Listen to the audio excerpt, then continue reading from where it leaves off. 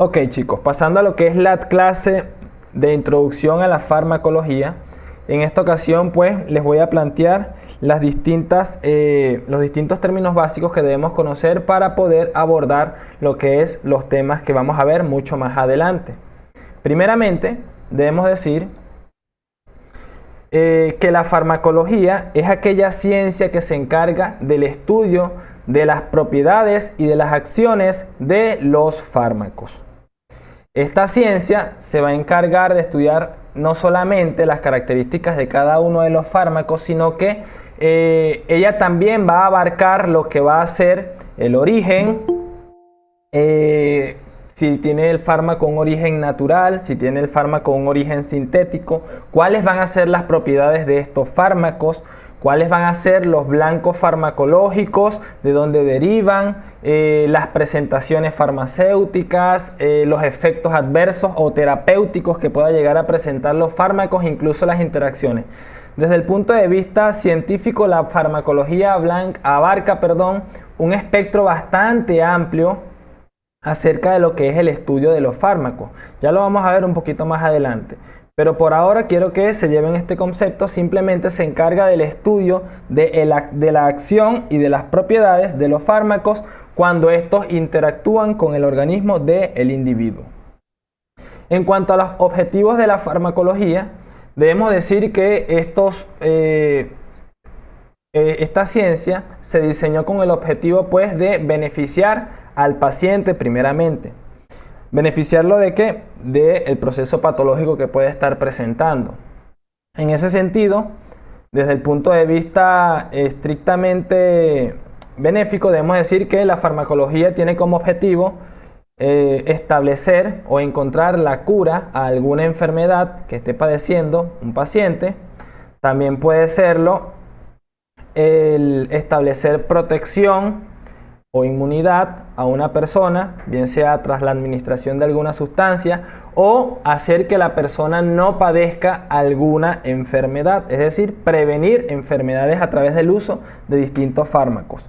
O en aquellos casos donde la enfermedad sea crónica y no tenga una cura radical, pues la farmacología se va a encargar de encontrar la manera de aliviar el dolor, la carga o el padecimiento que puede estar presentando el paciente. Como por ejemplo, aquellos pacientes que presenten o que tengan asma. Esta es una enfermedad que no se cura, pero se puede aliviar en aquellos casos donde el paciente tenga una crisis asmática, es decir, tenga una dificultad respiratoria exacerbada, aguda, y el cual pues, puede ser aliviado a través de la administración de un fármaco broncodilatador.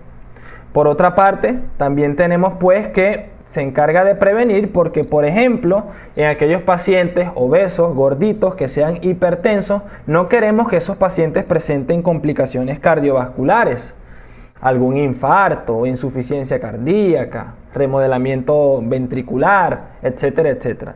Entonces, en ese sentido, el uso de los fármacos va a impedir que la evolución de la enfermedad se siga desarrollando en el tiempo, de manera que el paciente pues, pueda tener un estilo de vida completamente saludable, en el cual pues, no presente ninguna complicación de la enfermedad de base que ya esté presentando. O también en algunos otros casos, el objetivo va a ser la cura radical de la enfermedad, como por ejemplo en aquellos casos donde el paciente esté presentando un proceso infeccioso, bien sea una otitis, una faringoamigdalitis. En ese caso se utilizará algunos antibióticos que permitan pues la erradicación del agente patógeno encargado de desencadenar la enfermedad, y en ese sentido pues tras el cumplimiento del tratamiento como tal, el paciente va a presentar la cura completa de la enfermedad. Entonces fíjense que los objetivos a grandes rasgos son básicamente estos tres. Y en base a ello es que se han diseñado una gran cantidad bastante diversa de fármacos para poder aliviar las enfermedades que presenten las personas. Ok, continuando con los términos básicos, debemos definir lo que es un fármaco. Debemos decir que un fármaco es toda aquella sustancia química que es capaz de interactuar con el organismo vivo y que a su vez tiene la capacidad de modificar las funciones celulares. Ojo a esto, modificar las funciones celulares, porque cuando estamos hablando de fármacos estamos hablando de agentes, de sustancias químicas que no crean nuevas funciones en la célula. Y esto es muy importante que se lo lleven claro, porque como verán más adelante, los fármacos lo que hacen es modular, regular, digamos, controlar las funciones ya existentes a nivel celular, a nivel sistemático, y en base a ello, pues, regularlas o, digamos, manipularlas a conveniencia para poder lograr el efecto terapéutico en una persona. Por ejemplo, si tenemos un paciente que presenta un politraumatismo, tuvo un accidente de tránsito, tuvo múltiples fracturas, el paciente presenta mucho dolor generalizado, por supuesto en las áreas de la lesión. Si nosotros conocemos cuál es el mecanismo que desencadena el proceso del dolor, el proceso fisiopatológico, nosotros podemos modular ese proceso de manera que el paciente presente un alivio de ese dolor. Por ejemplo, en el dolor participan algunas sustancias como lo son las prostaglandinas, que son sustancias químicas que se liberan y se almacenan en esos sitios donde se produce un daño estructural o donde se produce una lesión de un tejido. Y eso, por supuesto, es lo que va a desencadenar el proceso doloroso del paciente. Ahora, si nosotros utilizamos un fármaco, que es una sustancia química, que, digamos, disminuya o impida que se produzca la síntesis de prostaglandina y todas las sustancias que participan en el proceso de dolor y de inflamación, entonces esto va a traer como consecuencia que el paciente presente un alivio completo del dolor, o por lo menos un alivio bastante importante del mismo. Asimismo ocurre con cualquier patología. El fármaco no va a crear una sustancia o una función nueva, ella simplemente va a regular las funciones que ya existen en condiciones normales en nuestro organismo, pero que por supuesto están alteradas por un agente patógeno o por un traumatismo o una lesión que esté padeciendo el enfermo. Entonces, en ese sentido, debemos decir que los fármacos son sustancias químicas, ojo acá, importante esto, utilizadas para prevenir, tratar enfermedades. Lo importante acá es que reconozcan que los fármacos son sustancias químicas. ¿Por qué es importante esto? Porque esto quiere decir que no necesariamente un fármaco debe estar o debe venir en forma de pastilla o debe venir en forma de jarabe o en una solución o en polvo para suspensión. ¿Por qué? Porque cualquier sustancia química que sea capaz de interactuar con el organismo y modificar las funciones celulares, esa sustancia se puede denominar un fármaco. Por ende, los fármacos pueden estar presentes en las plantas, pueden estar presentes en aerosoles, pueden estar presentes en presentaciones farmacéuticas, que es la que nosotros normalmente conocemos y con la cual asociamos la palabra fármaco seguramente. Pero en sentido estricto la palabra fármaco se refiere a cualquier sustancia química. Por supuesto, esta puede entrar en contacto con el individuo, bien sea a través de la vía oral, bien sea a través de la piel, bien sea a través de la inhalación de las mismas, etcétera, etcétera. Existen muchas formas. Ahora, debemos decir también que para que un fármaco lleve a cabo su efecto farmacológico como tal, ellos primeramente van a interactuar con el organismo, pero para lograr los efectos farmacológicos, ellos deben unirse a ciertos sitios específicos, los cuales se van a conocer como blancos farmacológicos. En ese sentido, por ejemplo, acá tenemos una membrana celular, que es esta que está acá. Tenemos una glicoproteína que se encuentra en la membrana celular, que vendría siendo el receptor o el blanco farmacológico. Y acá en naranja tenemos la molécula que se está uniendo a ese receptor. Una vez que el fármaco se una al blanco farmacológico o al receptor, entonces en el interior de la célula van a desencadenarse distintos procesos químicos, los cuales van a permitir pues que se module, se regule o se modifique la respuesta celular ante un evento. Y bueno, por último, resaltar pues que los fármacos no crean nuevas funciones, sino que ellas simplemente modifican las funciones ya existentes. Ahora, quiero hacerles una pregunta, chicos.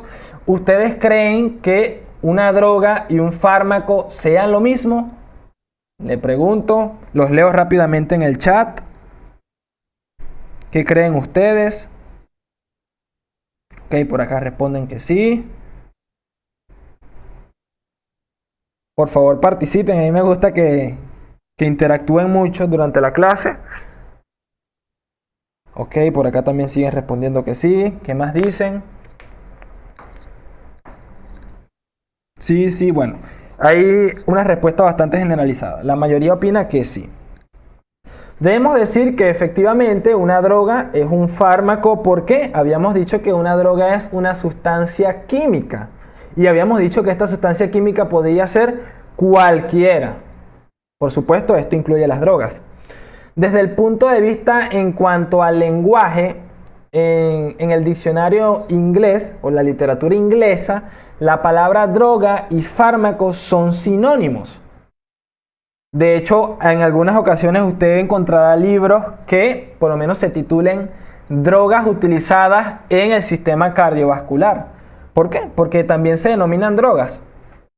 Pero en la literatura hispana como tal, estrictamente, la palabra droga y fármaco pueden tener el mismo significado, pero también se diferencian en el hecho de que la droga se utiliza más para todas aquellas sustancias que sean psicoactivas, que produzcan placer, dependencia y que puedan provocar pues modificación del estado anímico del paciente.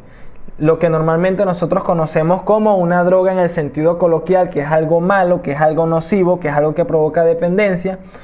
Ese es el significado que le da la literatura española como tal a esa palabra en específico, droga. Por lo cual podemos hacer la salvedad de que existe una diferencia en nuestra habla hispana. La droga se va a utilizar principalmente para aquellas sustancias de abuso y los fármacos van a ser empleados específicamente para aquellas sustancias que se utilicen con fines terapéuticos.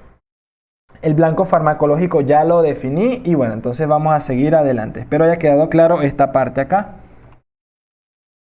Ok, pasemos ahora a hablar acerca de lo que es un medicamento. Ya definimos farmacología, fármaco, blanco farmacológico y ahora vamos a hablar acerca de medicamento. Los medicamentos se definen como toda aquella sustancia medicinal que va a ser utilizada con el fin de tratar, prevenir o aliviar alguna enfermedad. Esto va a ser así tanto para los humanos como para los animales.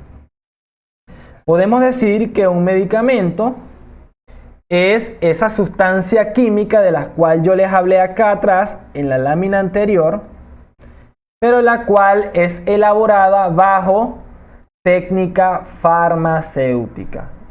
Es decir, que la industria farmacéutica la elaboró con la finalidad de ser utilizado en personas o en animales.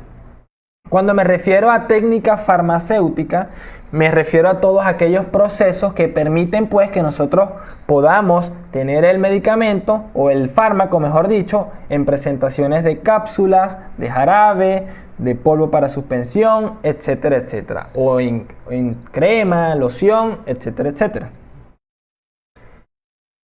Blanco farmacológico ya lo hemos definido.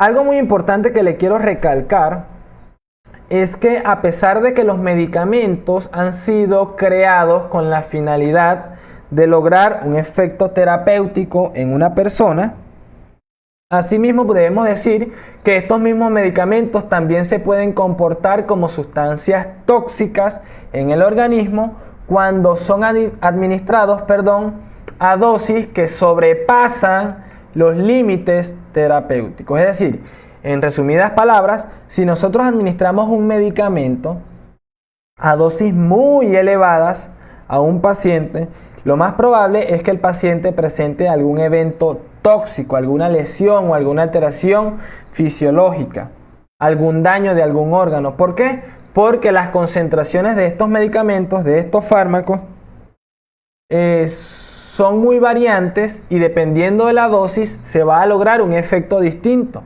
en el organismo.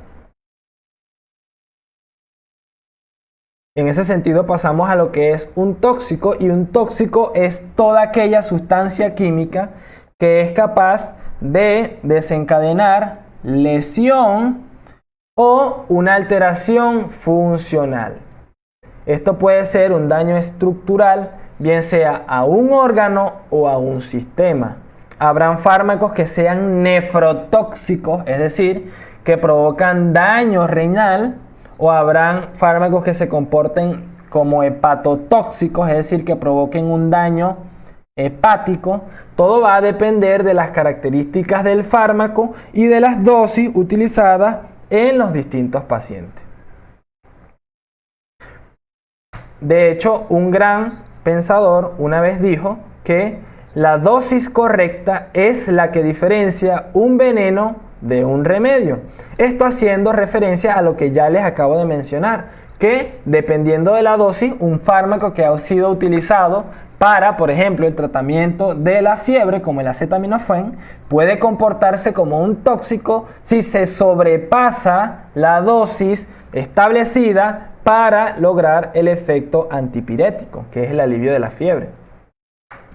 En ese sentido, el acetaminofén es un fármaco altamente hepatotóxico, el cual puede producir una hepatitis fulminante. O sea, imagínense, si administramos un fármaco a una dosis que no es la ideal, podemos provocar un daño bastante grave en la vida del paciente. Otro de los términos básicos que vamos a pasar a conocer a partir de ahora es lo que es un principio activo. El principio activo, como lo podemos ver acá, se define como toda aquella sustancia que es responsable de lograr el efecto terapéutico del medicamento como tal. Es esa molécula, es esa sustancia que se encuentra dentro de la cápsula del jarabe, la cual es, digamos, la máxima responsable de lograr las modificaciones fisiológicas en el individuo. Por ejemplo, tenemos un medicamento que va a ser la aspirina. Tenemos pues que en ese caso el principio activo va a ser el ácido acetilsalicílico, que va a ser la molécula encargada de actuar a nivel del organismo. También debemos hacer la salvedad entre dos términos, entre los cuales va a ser el nombre comercial y el principio activo. ¿Cuál creen ustedes que sea la diferencia entre el nombre comercial y el principio activo? En base a lo que ya han escuchado. Los leo rápidamente en el chat. ¿Qué es lo primero que usted pueda pensar? Sin temor a equivocarse.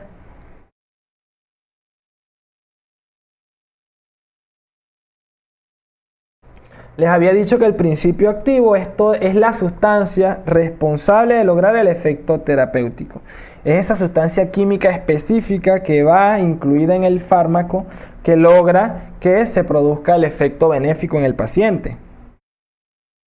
El nombre comercial, por otra parte, es algo distinto. Bueno, si no les responde, entonces lo digo yo la diferencia. La diferencia es que el nombre comercial es el nombre utilizado por la industria farmacéutica para comercializar el fármaco, el producto. Por ejemplo, esta misma aspirina, existe una presentación acá en Venezuela que se conoce como Azaprol. Ese Azaprol es el nombre del medicamento en su presentación, pero el principio activo que viene haciendo de la misma aspirina va a ser el ácido acetilsalicílico. El Azaprol es un nombre que se utiliza para vender el producto y el principio activo es la sustancia química responsable del efecto terapéutico. Esta misma aspirina puede colocarle usted a cualquier otro nombre. Ese cualquier otro nombre vendría siendo el nombre comercial, pero el principio activo de la aspirina siempre va a ser el ácido acetilsalicílico. Ok, pasemos a hablar acerca de lo que son los segundos mensajeros. Los segundos mensajeros se definen como toda aquella molécula pequeña que se genera de forma rápida en el interior de la célula como consecuencia de la reacción a la interacción de un ligando a un receptor celular. Y que una vez que esta molécula pequeña, que es el segundo mensajero, una vez que este segundo mensajero se sintetiza, ella va a migrar, es decir, se va a desplazar desde el sitio donde se sintetizó hacia otra parte del interior de la célula. ¿Para qué? Para transmitir la información que se produjo como consecuencia de la unión del ligando con el receptor. Como su nombre lo indica, ella va a ser una sustancia biológicamente activa que va a transmitir una señal, un impulso, un mensaje desde una parte de la célula hacia otra parte de la célula, con la finalidad de desencadenar una respuesta celular. Digamos pues que este ligando, por ejemplo, sea ese ácido acetil salicílico que ya les comenté en el caso anterior. Tenemos un paciente, bueno, no es el ácido acetil salicílico, pero imagínense que es un fármaco. Entonces este fármaco, que vamos a denominar ligando, se va a unir a este receptor celular, y este receptor celular, tras ser estimulado por este fármaco, ella va a originar en el interior de la célula la síntesis de algunas sustancias, entre los cuales se encuentran los segundos mensajeros, y una vez que estos se sintetizan, ellos pues van a modificar algunos procesos bioquímicos en el interior de la célula. ¿Para qué? Para lograr desencadenar una respuesta celular acorde a lo que se espera. Un ejemplo de segundos mensajeros es el AMP cíclico, el GMP, el calcio intracelular, entre otros. Estos son los más frecuentes. Disculpen. Ok. Pasemos ahora a hablar acerca de lo que son algunas ramas de la farmacología, las cuales vamos a ver de ahora en adelante y que poco a poco se irán familiarizando con ellas. Primero vamos a hablar acerca de lo que es la farmacodinamia. La farmacodinamia es la rama de la farmacología que se encarga del estudio de los procesos bioquímicos que se desencadenan en el interior de la célula tras la interacción de un fármaco con el blanco farmacológico. Digamos que son todos aquellos procesos pequeños, moleculares, que se desencadenan tras la interacción del fármaco con un receptor. En algunos casos va a ser una glicoproteína, como podemos ver en este gráfico. Acá tenemos lo que es la membrana celular, acá tenemos lo que es una glicoproteína y un ligando se está uniendo a ese receptor. Fíjense que este receptor está estimulando lo que es la vía de la adenilato ciclasa, y esto va a generar a partir de ATP AMP cíclico, que vendría siendo nuestro segundo mensajero. Y este AMP cíclico está viajando hacia una proteína quinasa que en condiciones normales está inactiva, pero que tras la acción del AMP cíclico, esta se va a activar. Fíjense cómo el AMP cíclico se une a la proteína quinasa, se activa, y esto a la larga desencadena una respuesta celular. Fíjense que le estoy hablando de procesos bioquímicos. Todos estos procesos bioquímicos que han sido desencadenados por, en este caso, el fármaco, es lo que va a abarcar la farmacodinamia como tal. De si se genera AMP cíclico, si hay fosforilación, si hay inhibición de alguna enzima. Todos esos procesos pequeños están descritos por la farmacodinamia como tal.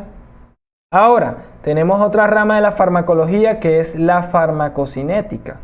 La farmacocinética, como su nombre lo indica, se encarga del estudio de la cinética del fármaco en el organismo desde el momento de su administración hasta que se elimina. ¿Cómo así, doctor? Bueno, resulta que cuando nosotros administramos un fármaco, para que este fármaco logre ocasionar o logre el efecto terapéutico en una persona, este fármaco primeramente debe pasar por ciertas etapas. Digamos que los fármacos no son sustancias mágicas, no son pociones que tras la administración el paciente va a experimentar una mejoría sin ninguna explicación de la patología que esté presentando, sino que estos fármacos primeramente deben pasar por algunas etapas. Este fármaco debe primeramente absorberse, es decir, que tras la administración del fármaco, este pueda alcanzar el torrente sanguíneo.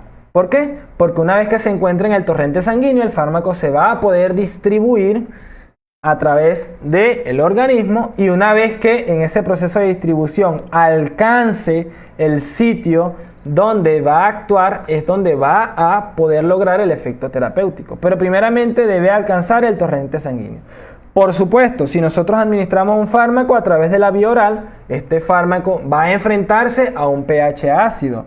Este fármaco va a enfrentarse a muchas enzimas que se encuentran allí a ese nivel.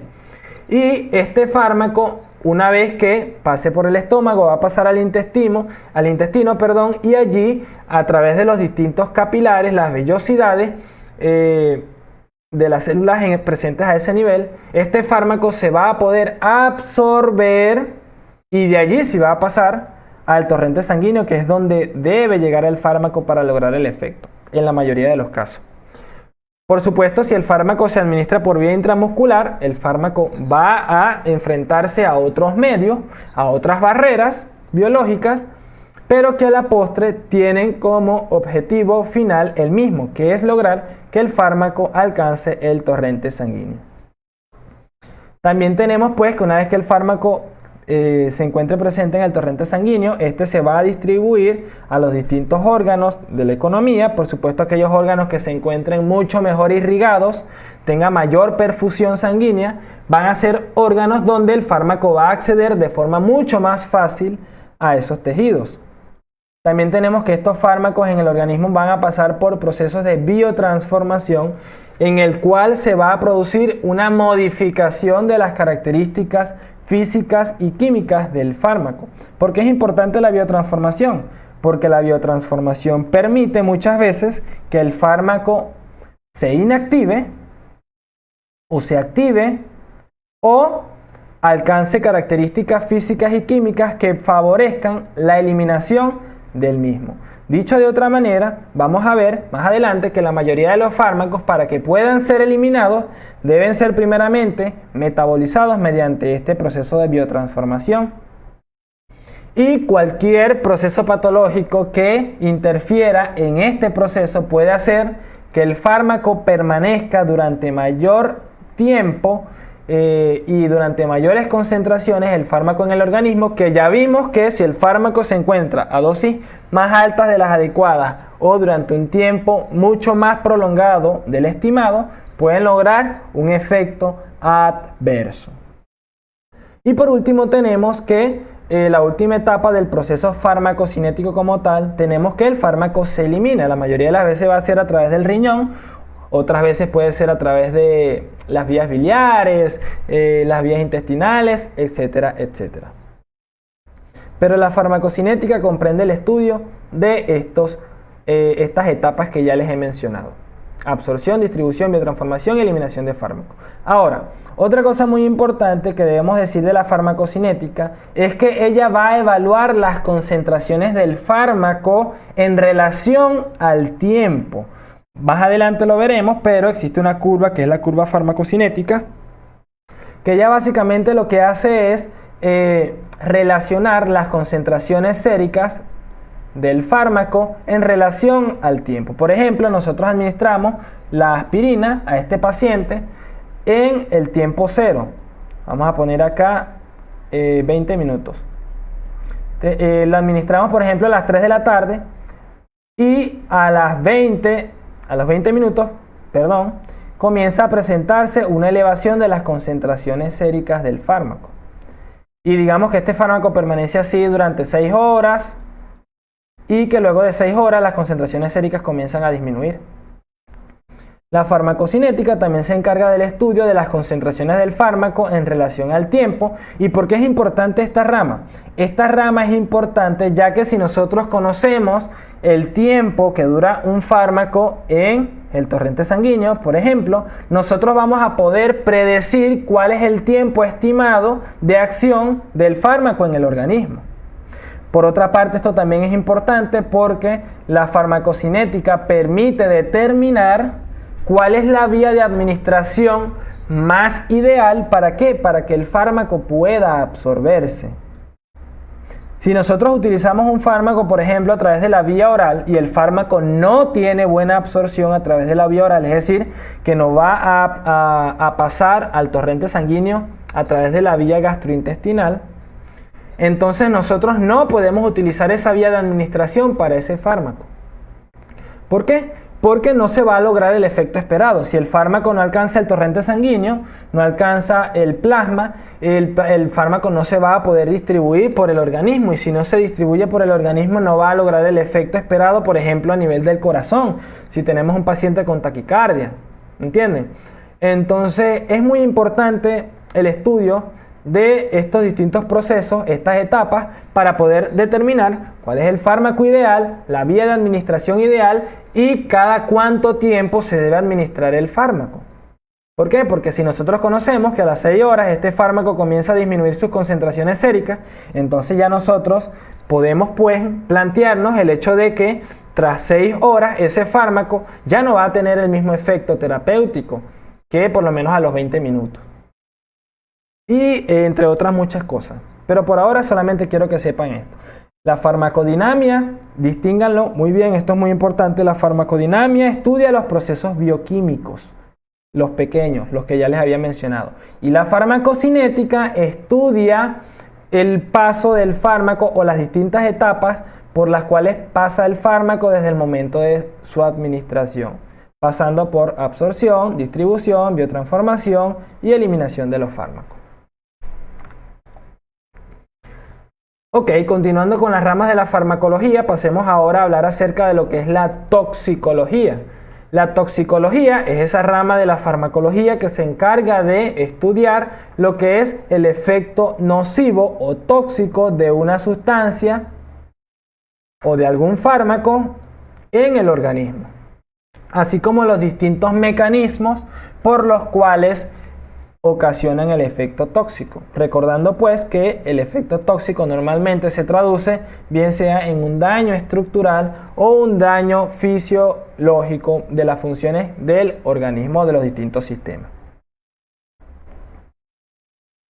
Y bueno, otra de las ramas de la farmacología tenemos lo que es la farmacovigilancia, la cual es la parte de la farmacología que se encarga del estudio de las reacciones adversas de los medicamentos luego de su comercialización, es decir, luego de que salen al mercado. Entre los objetivos de la farmacovigilancia, vamos a tener que ella se encarga de identificar los efectos adversos, las reacciones adversas, notificarlas y valorar cada una de ellas. ¿Por qué es importante la farmacovigilancia? La farmacovigilancia tiene relevancia porque antes de que un fármaco salga al mercado, a su venta, este fármaco debe ser probado primeramente en animales de experimento, principalmente en ratas, para poder determinar cómo actúa el fármaco, cuáles son las dosis ideales, etcétera, etcétera. Y luego se comienza a estudiar en una población pequeña de voluntarios en humanos. Pero como se trata de una población bastante pequeña, los reportes, por supuesto, de los efectos adversos no son tan, digamos, tan precisos. ¿Por qué? Porque la población en la cual se está estudiando el fármaco es muy pequeña. Por esta razón, una vez que el fármaco atraviese las distintas etapas, los protocolos, para que puedan salir al mercado para su venta, la farmacovigilancia debe estudiar si los fármacos producen algún efecto adverso que no se ha descrito en las etapas previas, antes de la comercialización. ¿Por qué es importante esto? Porque si se descubre que un fármaco tiene, por ejemplo, algún efecto teratogénico o tiene algún efecto, digamos que tenga repercusiones clínicas durante el embarazo, en el producto de la concepción, etcétera, etcétera, o en pacientes con patologías de base. Entonces, todo eso se va a describir y se va a valorar para determinar si el fármaco puede continuar en el mercado o debe ser eliminado del mismo. Ok. Debemos decir que anteriormente los protocolos para que un fármaco salga o saliera al mercado para su venta eran muy distintos a los que actualmente se utilizan. Anteriormente solamente se buscaba que los fármacos fueran seguros en animales de experimento y que una vez que se determinara su seguridad y su eficacia en los animales, como en las ratas, estos fármacos, pues, por supuesto, tras múltiples experimentos, podían salir directamente al mercado para la venta del mismo. Digamos que los fármacos no tenían tantos protocolos o no debían pasar por tantos pasos para poder salir a la venta. ¿Qué pasa? Ocurre que aproximadamente en el año 1960, no recuerdo muy bien el año, ocurrió un evento. Este evento fue el famoso caso talidomida. La talidomida fue un fármaco que ella fue diseñada con la finalidad de aliviar la hiperemesis gravídica en las pacientes embarazadas, es decir, aliviar las náuseas, los vómitos que las pacientes continuamente presentaban durante el embarazo. Este fármaco se diseñó con ese fin y comenzó a utilizarse en Alemania, más o menos en esas fechas ya mencionadas. Por supuesto, las pacientes embarazadas comenzaron a presentar ese efecto benéfico del fármaco. Comenzaron a disminuir los síntomas asociados a las náuseas y los vómitos. Hubo bastante mejoría clínica de eso. Pero ¿qué pasó? Que tras un año y medio de la comercialización de este producto, de la talidomida, se comenzaron a reportar muchos casos de recién nacidos con malformaciones congénitas. Y esto fue algo bastante alarmante allá en Alemania para aquella época. ¿Y qué pasó? Que con el estudio de la historia clínica de estas pacientes o de la evolución del embarazo de estas pacientes, se demostró que todos los pacientes que habían presentado este efecto teratogénico, la madre había recibido talidomida, que era el fármaco que había salido recientemente al mercado. Por supuesto, este efecto fue reportado por la farmacovigilancia, como ya les mencioné, fue analizado y de forma inmediata este fármaco fue retirado del mercado. Dice la historia que ya el fármaco incluso había alcanzado a tierras españolas, ya se había comercializado incluso al exterior. Pero, por supuesto, cuando comenzaron estos reportes, el fármaco se suspendió, se eliminó su venta y salió del mercado.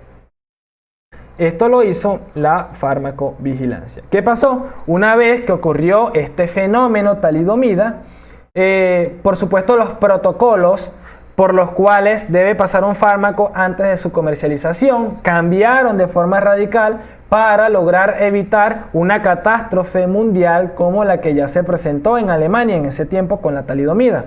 Y en ese sentido se diseñaron algunas etapas para el desarrollo de fármacos.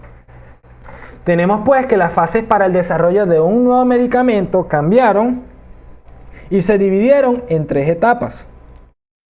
En una etapa preclínica, la cual es esa etapa en la cual se lleva a cabo el experimento en animales, como se hacía anteriormente.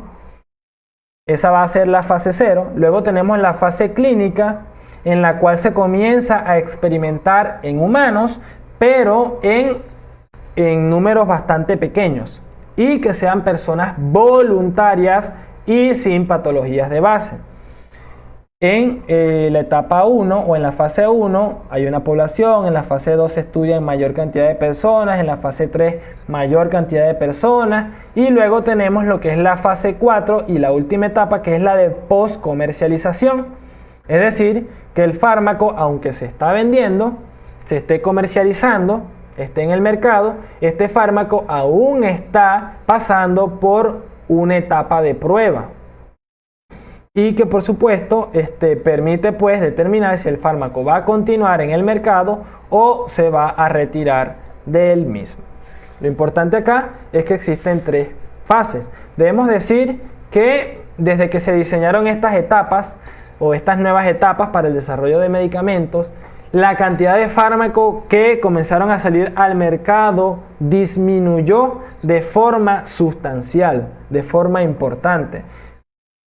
Y de hecho, como vamos a ver un poco más adelante, van a notar que para que un fármaco o un nuevo producto salga al mercado, este fármaco debe pasar por una fase de prueba que puede durar incluso 15 años para poder salir al mercado. Y que incluso una vez saliendo al mercado, este fármaco puede ser retirado del mismo si se reportan casos graves tras la administración del mismo. O sea que fíjense que la industria farmacéutica no es nada fácil, los protocolos han cambiado mucho y de hecho muchas industrias digamos que se retiraron de esa labor precisamente ante tanto impedimento, entre comillas, tanto protocolo para poder sacar un nuevo fármaco al mercado. Hablemos primeramente de la fase 0, ya les dije que era la fase donde se experimenta con las ratas, los animales. En esta etapa lo que se va a establecer o se va a lograr es determinar cuál es la acción farmacológica, el índice terapéutico y si el fármaco presenta alguna toxicidad, propiedad carcinogénica o teratogénica.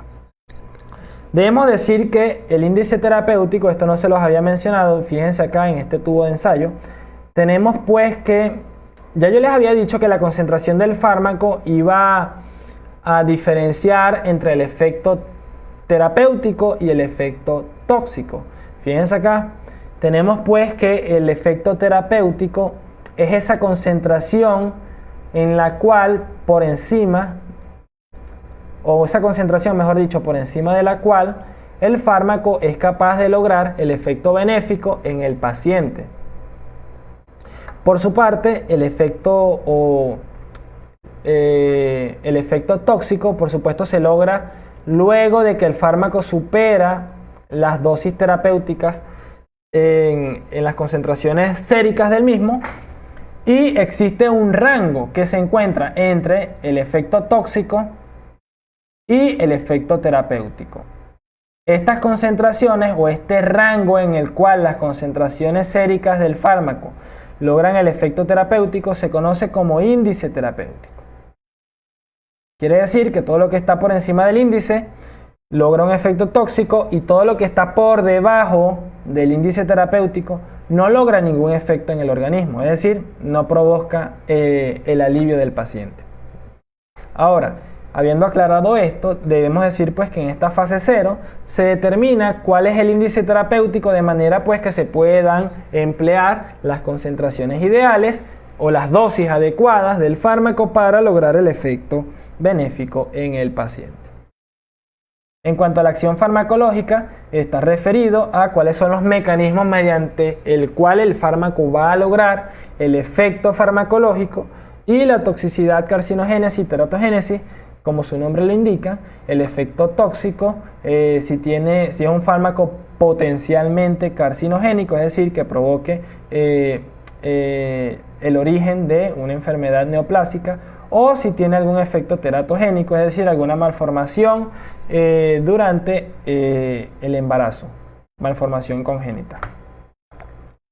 Ok, pasando a lo que es la fase 1, debemos decir que solo 1/3 de los compuestos o de los fármacos pasa de la fase 1 a la fase 2.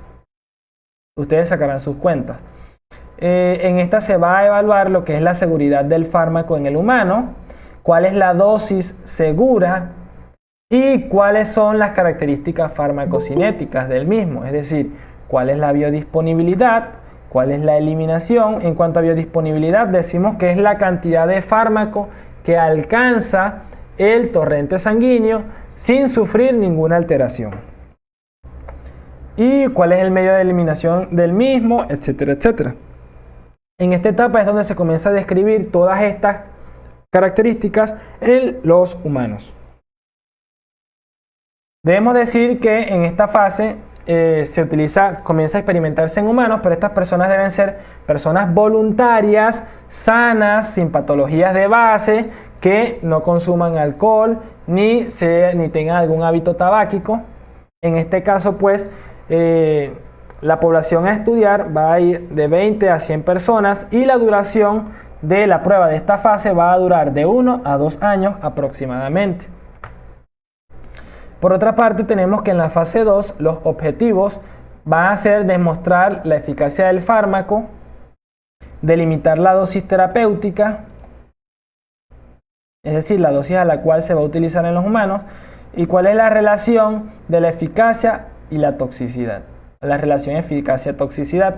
Es importante evaluar lo que es la relación eficacia-toxicidad porque en este punto es donde se determina si los beneficios que logra el fármaco son suficientemente importantes para obviar quizá los efectos tóxicos que pueda provocar.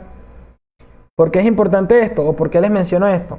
Porque habrán circunstancias en las cuales un paciente enfermo deberá recibir algún fármaco que sea potencialmente tóxico para él, pero que pueda aliviar o mejorar de forma sustancial la enfermedad que esté presentando. Por ejemplo, si tenemos un paciente que esté de vida o muerte, en ese caso, digamos que hay más probabilidades de que el paciente fallezca si no se interviene.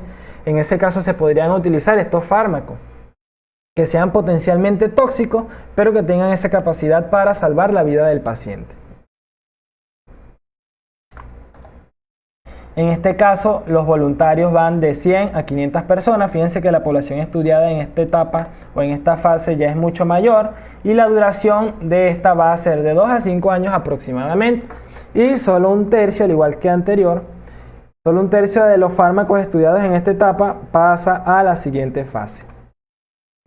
En cuanto a la fase 3, los objetivos van a ser verificar cuál es la eficacia del fármaco a corto y a largo plazo. Es decir, primero, si logra el efecto benéfico en el paciente. Segundo, si existe algún efecto adverso que se presente durante la administración del fármaco. Y tercero, si existe algún efecto que se pueda describir a largo plazo en esa persona tras el uso de estos medicamentos. En esta etapa también se comparan los resultados con otros fármacos similares o que tengan una acción similar al fármaco en estudio. Es muy importante esta parte de la comparación, ya que permite pues determinar si el fármaco que se está produciendo es mejor o peor que los fármacos que ya existen en el mercado. Porque siempre lo que se busca, por supuesto, es mejorar el fármaco y utilizar un fármaco que provoque el efecto benéfico en el paciente sin lograr o con la menor cantidad de efectos adversos en el individuo. En esta etapa también se determinan el número de tomas al día y se hacen los respectivos controles analíticos, bien sea de hematología completa, biometría hemática, enzimas hepáticas, urea, creatinina, entre otros. ¿Para qué? Para poder conocer si los fármacos tienen algún efecto tóxico en algunos otros sistemas. En este caso, la población en estudio va a ser mayor a 1000 personas, 1000 pacientes. La duración del mismo va a ser de 3 a 6 años aproximadamente y apenas 2 tercios de los medicamentos pasan a la fase 4, que ya habíamos dicho que era la fase de comercialización. Y en la fase 4 es donde se va a estudiar o se va a reportar la aparición de las reacciones adversas que no se hayan descrito en las fases previas. Como bien les mencioné, esto va a estar a cargo de la farmacovigilancia.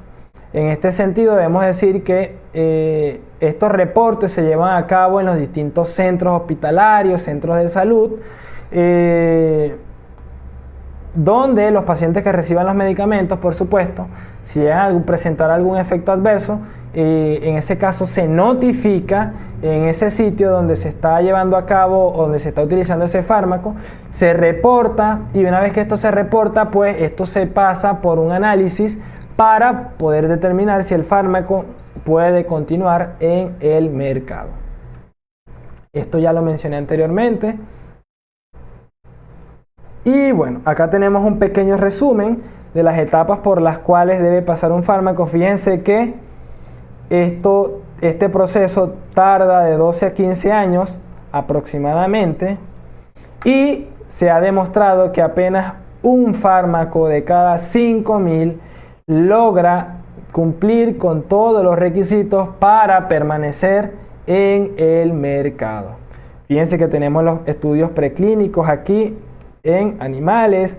Luego esto debe pasar por un proceso de revisión y aprobación por un comité regulatorio y ético. Luego comienzan los estudios farmacológicos de fase 1, fase 2, fase 3. Luego de la fase 3 se lleva a cabo lo que es la solicitud a los entes que son responsables pues de la actividad de estos fármacos, como es la FDA, EMEA, y luego que el fármaco atraviesa, o mejor dicho, supera estas etapas, pasa a lo que es la fase 4 de farmacovigilancia, y luego de ello se puede determinar si el fármaco pasó la prueba o no pasó la prueba. Entonces fíjense que bueno, no es nada fácil diseñar un fármaco. Y bueno, eso ha sido todo por la clase del día de hoy, chicos. Esta era una clase introductoria a la farmacología. Muchísimas gracias por su atención, espero les haya gustado. Si alguno tiene alguna duda o alguna inquietud, puede plantearla en este momento.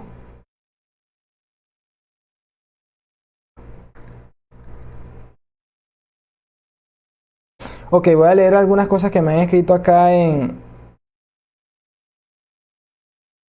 Voy a leer algunas cositas que me han preguntado por acá.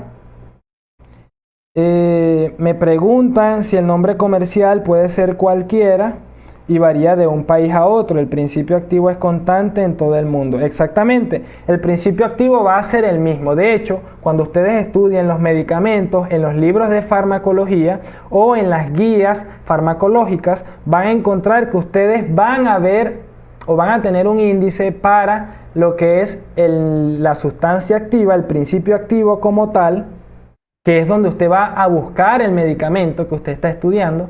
Y también existe un índice aparte del nombre comercial, el cual por supuesto va a variar dependiendo del país en donde se encuentre. Por lo menos hay presentaciones de aspirina que a veces han traído de Colombia acá a Venezuela, que yo les prometo que yo nunca las había visto. Pero es precisamente por eso, pues, porque son otras industrias farmacéuticas las que están comercializándolas. Leo otra pregunta, me dicen acá, si los fármacos se eliminan vía renal, ¿también tienen efecto farmacológico allí?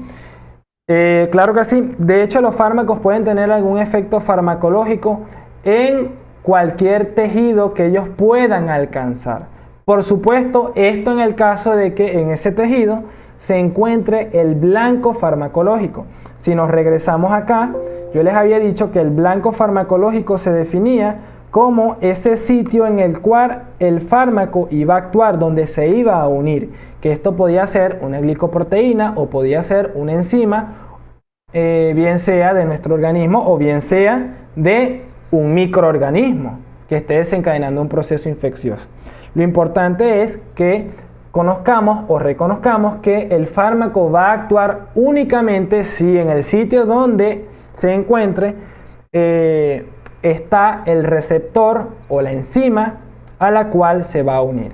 Algo que no les mencioné, pero que por supuesto ya veremos más adelante, es que para que un fármaco se pueda unir, bien sea a una glicoproteína, bien sea a un receptor, bien sea a una enzima, este fármaco debe tener afinidad por esa sustancia, ya que esta afinidad va a permitir la unión de las mismas, y una vez que se produzca la unión droga-receptor es que se va a provocar el efecto farmacológico. Entonces, efectivamente, el fármaco puede lograr un efecto farmacológico en cualquier espacio donde se encuentre, siempre y cuando allí se encuentre el blanco farmacológico, que es donde se va a unir. Espero haya quedado clara esa pregunta. Me dicen... bueno, referente a eso que me planteaste, si los fármacos se eliminan por vía renal, también tienen efecto farmacológico allí. Esto es muy importante. ¿Por qué? Porque si nosotros queremos que un antibiótico actúe en las vías urinarias en un paciente con una infección urinaria, entonces lo conveniente será que el fármaco tenga eliminación renal. ¿Para qué? Para que el fármaco pueda alcanzar las vías urinarias, que es donde se encuentra el proceso infeccioso, y una vez que se encuentra allí en las vías urinarias, este fármaco pueda pues actuar sobre el agente patógeno para provocar el efecto antimicrobiano. Espero haya quedado clara la pregunta. Sigo leyendo. Me dicen, ¿las prostaglandinas se consideran sustancias químicas, es decir, con acción farmacológica o no? Hablo de las prostaglandinas producidas en el cuerpo. Sí se consideran sustancias químicas, sí lo son, pero no se consideran fármacos. Lo que yo les mencionaba referente a lo de las prostaglandinas es que hay fármacos, específicamente el ácido acetilsalicílico, que pueden inhibir la síntesis de prostaglandinas. Por ejemplo, este ácido acetilsalicílico es capaz de inhibir las prostaglandinas inhibiendo una enzima que es la ciclooxigenasa. Esta enzima participa en lo que es la síntesis de la prostaglandina como tal, en una cascada de reacciones químicas y enzimáticas que dan como producto final la síntesis de prostaglandina y algunas otras sustancias como tromboxanos, entre otros. Pero como la responsable del dolor y de la inflamación es la prostaglandina, en este caso el efecto farmacológico se va a lograr tras la inhibición de la misma. Por supuesto, si la prostaglandina no se sintetiza, no participa en el proceso de inflamación y el dolor, y esto va a hacer que el paciente presente alivio del mismo. Sigo leyendo las preguntas, chicos. Ok. Me dicen, en el caso de las vacunas COVID, ¿sería algo prematura su administración a nivel mundial? Excelente clase. Bueno, si es una pregunta personal, yo diría que sí. Sinceramente, yo diría que sí.